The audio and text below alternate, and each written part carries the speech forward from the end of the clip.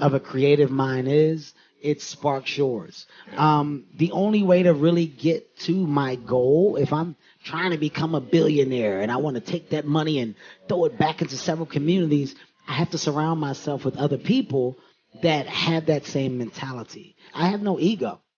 I don't know it all. I don't have the education that matches up with the things that I've done or that I'm doing. But what I do have is the understanding of how things work.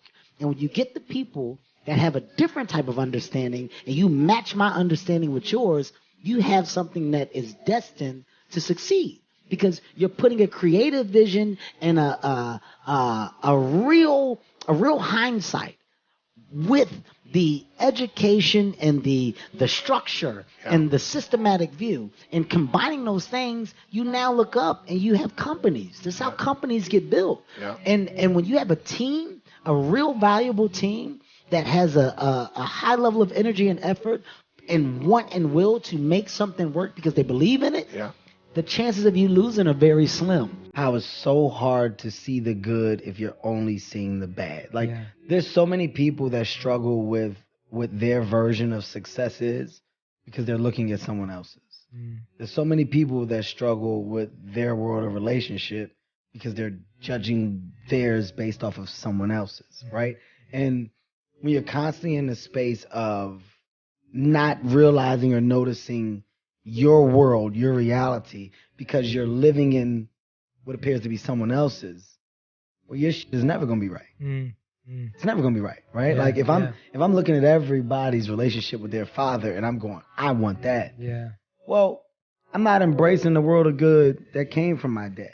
I could have went down the road that my dad did. I could have easily been wrapped into the same world of, drugs, gangs, violence, stick up boys, right? Like the embracing the hood at the highest level. Not that I don't, because I do. That's where I'm from. But I could have embraced it at a much higher level and followed in the footsteps of my father because that's what he did.